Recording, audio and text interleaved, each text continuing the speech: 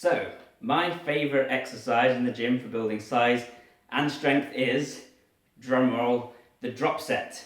Sounds pretty simple and straightforward. You might be thinking this is going to be a short and pointless video, but I'm going to talk a little bit about how I sometimes do a drop set slightly differently. I'm going to talk about why I think it's so useful, and I'm going to go into a little bit of how it affects the muscle fibers, I believe, in a slightly different way to help you build both size and strength at once. So, hang on to your hats for a roller coaster ride of me talking about drop sets. Sounds awesome.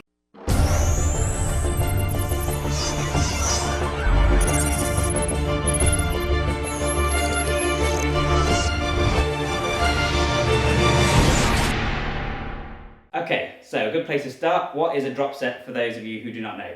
The idea behind a drop set is that you do as many repetitions as you can of a set exercise on a certain weight, and then when you can do no more, when you've reached failure, you immediately drop the weight down and you carry on.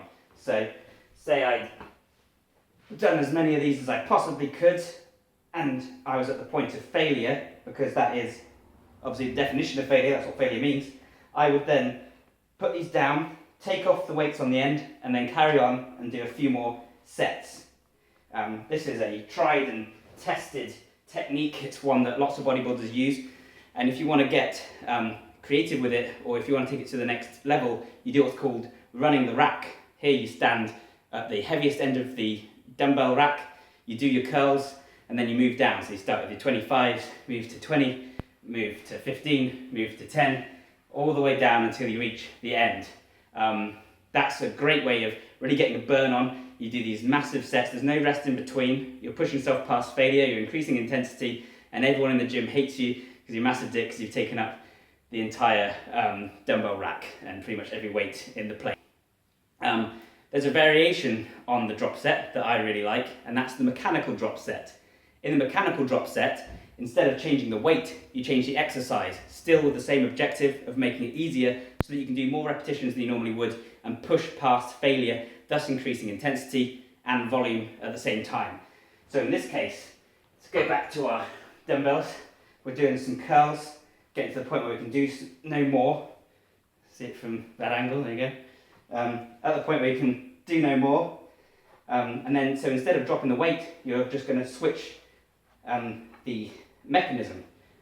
In this case, I'm doing a hammer curl because I find a hammer curl slightly easier than a bicep curl. And then what you might do is maybe a cheat hammer curl once you can do no more. Strict hammer curls where you're swinging yourself into the motion because you're not changing the weight, you're changing the mechanical movement. Another example of this might be to do press-ups, do as many as you can, then drop down onto your knees and continue doing press-ups. Or you might do as many pull-ups as you can and then start doing assisted pull-ups. Or you might start doing pull-ups with your legs on the ground, called inverted press-ups. Point is, you're pushing yourself past failure. It's very useful for bodyweight exercises actually, and if you're doing bodyweight training, you should definitely be using mechanical drop sets as one of the only ways that you can make those exercises difficult enough for you. So, those are drop sets, and those are mechanical drop sets, and you should be, like I say, using them at some point in your exercise. I like to use drop sets and mechanical drop sets and similar intensity techniques, such as forced reps, where you get a spotter to help you, such as supersets. I do something like this for pretty much every exercise I do, so I don't just go in and do curls. I'll do overhand curls, quickly switch to dumbbell curls, switch to hammer curls, or I'll do seated curls to isolate the movement, then stand up and carry on. Then I might run straight over and do pull-ups. And what I'm doing here is I'm just really nuking the biceps. And from my experience, that's one of the only ways to get that real massive feeling of pump quickly every single time that leads to you actually progressing. If you're just doing 10 like that, reaching failure and stopping, then really you're not going to grow, you're not going to see those benefits. You need to feel the intensity as you're training, and that's a great way of doing that. Really, it's those extra 3 that you squeeze out once you can do no more that make you grow. The rest is just getting there. That doesn't even matter. Those 10 before that doesn't matter. There's another reason though that I think drop sets belong in pretty much all of your exercise, and that is that you can use it as a way to build both strength and size. And this is something I don't hear people speak about that often with regards to drop sets. So normally to build strength, you would either lift a very heavy weight for about 3 reps, 2 or even 1, so that you can do no more. That's your 1 rep max. Or you would use overcoming isometrics, which is where you push against a force you can't move, like Bruce Lee I've talked about before, would try and curl a bar that's attached to the floor by chains. People who try and bend iron bars, that's a form of overcoming isometrics, and that is how you increase your pure strength. You can be thin and still this will help you build strength because it increases the connection between your brain and your muscle fibers. Thus you get greater muscle fiber recruitment when you try and exert strength. You've trained yourself to be able to get those muscles to really work because you're pushing yourself at maximum capacity. When you lift at 70% all the time, which you need to if you're doing 12 to 15 reps, you never get to that point where you need to really squeeze out all that strength in your muscles. You never teach your central nervous system to be able to do that. At the same time though, just doing 1 or 2 reps, that is not enough to stimulate growth. To stimulate growth, you need volume. You need to increase your time and attention. Again, talked about this before. You need to spend longer in the movement and in the portion of the movement that really makes you work. So you're not resting your arms in between. The longer you do that, the more you're going to flood your muscles and swell them up with blood and with oxygen and lactic acid, and you're going to create more micro tears.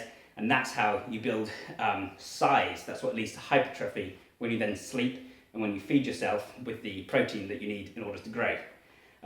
Normally, people will train one or the other. They say you can't chase 2 rabbits unless you can split yourself into 2, like the reflectors from Transformers.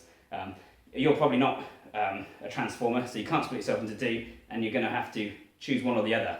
Or so they thought, because if you're using drop sets, what you're really doing is you're training for strength, and then you can immediately afterwards train for volume and size. So you can go straight from trying to lift something that's very heavy and immediately move on to moving something that's lighter but for more repetitions. Normally a drop set you'll do something like 12 reps and then you'll do maybe 3 more, but that's not how I like to do it. Sometimes I like to do 3 reps, 5 reps on something really heavy and then drop down and then do 12 and then go and do something else entirely and do 5, and then that's my super massive thing. So I spent ages under tension, but at the same time I've still had that opportunity to really test my muscle fiber recruitment and to really create strength. So you can use drop sets to do both. When I was younger I used to call this time division, and I used to also throw in isometrics, so holding. So I would do maybe my 3 to 5 reps on really heavy, so I'm really building the strength, drop it down, drop it down, drop it down, so I'm really feeling the burn now because I'm doing the volume, and then just hold it there for the end. And if you're a real sadist, you can end on burns, which is where you just try and squeeze them out. I used to do all this just because I could feel that it was creating the good kind of stimulus in my muscles. I've become familiar with what that feels like if it's going to trigger growth.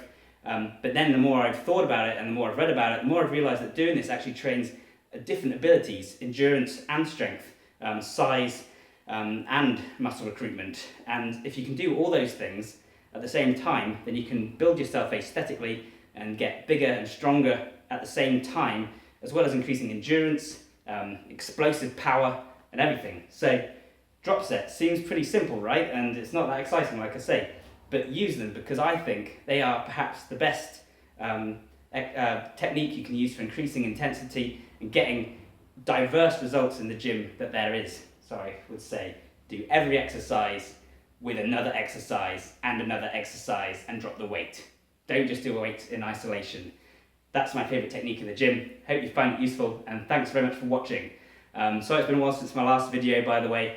I've been very busy, A, and B, I didn't know how to follow up that last video I did with all the special effects and the editing and the music. You know, that was a tough act to follow, so I went just back to basics with this one. In future, as always, I'll be talking about technology, as well as training, as well as nootropics, as well as transhumanism, all the usual stuff on how to be more like a superhero. So if you want to see any of that, please comment, subscribe, like, and I'll see you in the next one. Thanks for watching. Good luck in your training.